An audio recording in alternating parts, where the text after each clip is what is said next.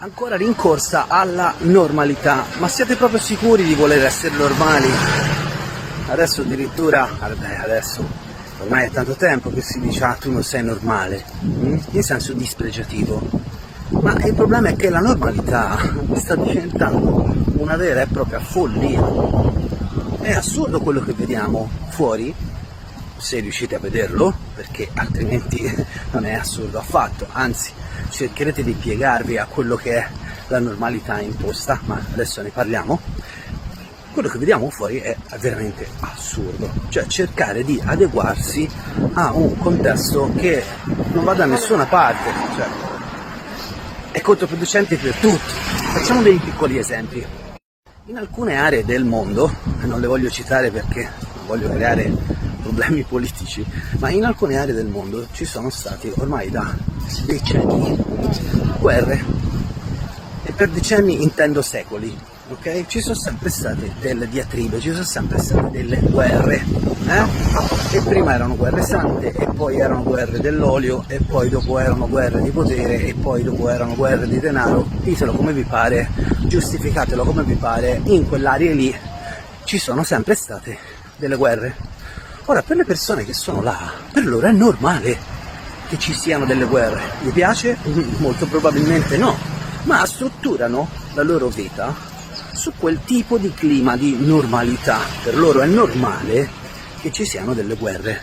Nel momento in cui si trovano in zone non così pericolose, non così guerrigliere, stranamente creano dei disagi, perché si sono piegati ad una normalità che per loro è la guerra.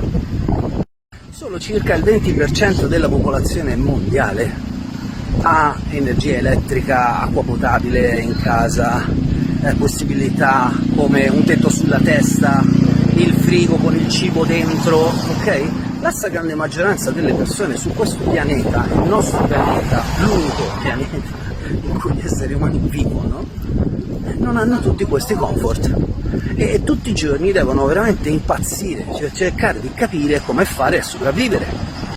Ora dovete immaginare che noi siamo così viziati che se un giorno non troviamo il parcheggio di fronte al negozio, ci lamentiamo. Mentre l'80% della popolazione, quando trova un buon frutto, quel giorno è molto contento. Se ha dei semi o se ha, che ne so, un'informazione, dell'istruzione da condividere con i propri familiari, con i propri amici, sono contentissimi. Noi ce l'abbiamo praticamente a portata di mano in continuazione. Per noi la normalità è il cellulare, internet, le informazioni che girano alla velocità proprio della luce. A proposito di cose che girano, avrete sentito quel tipo di barzelletta che dice, sai, gli stupidi sono stupidi perché è un problema di informazioni. Se avessero le informazioni adeguate, se avessero la capacità e la possibilità di arrivare alle informazioni, non sarebbero più stupidi. E poi c'è stato l'avvento di internet che porta le informazioni a tutti. Avete visto diminuire gli stupidi? Non mi sembra proprio, Soprattutto gli stupidi sono quelli che si adeguano a un contesto di normalità indotto. Ora questo è un problema davvero serio. Guardate che per creare normalità basta qualche spicciolo e un po' di tempo. Reiterare e si crea un processo di familiarità. Quando il processo di familiarità si è innescato, la persona stessa va a supportare e a sostenere quel tipo di normalità. Questo gli psicologi sociali, i marketer e tutti quelli che si occupano davvero di manipolazione per farvi vendere, per farvi acquistare, lo sanno da tanto tempo. La normalità è una chiave di lettura manipolatoria molto interessante da studiare, ma dovete stare attenti a castarci dentro.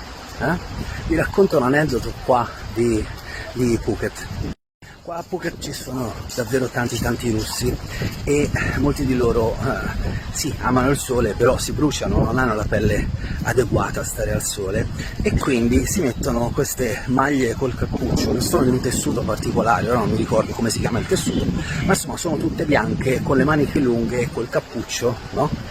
e li vedi in giro per la spiaggia, li vedi in giro per la città, che stanno con queste coperture, diciamo, no? Abbastanza fresche, ma insomma, per coprirsi dal sole. Tempo fa uno dei miei amici disse a un altro amico, eravamo seduti a tavola, disse: ho intenzione di comprare una di queste magliette bianche con le maniche lunghe perché mi rendo conto che mi sto scottando. E il mio amico gli disse: stai attento perché poi cominci a parlare russo.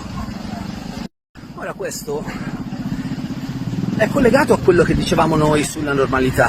Qui a un certo punto vedi le persone vestite in quel modo là e dici: questo è sicuramente russo, perché tutti i russi adottano questo tipo di magliette, che forse ti posso fare anche vedere. Come vedi, questo signore ha comprato la maglietta, questa bianca, così con le maniche lunghe, anche per suo figlio.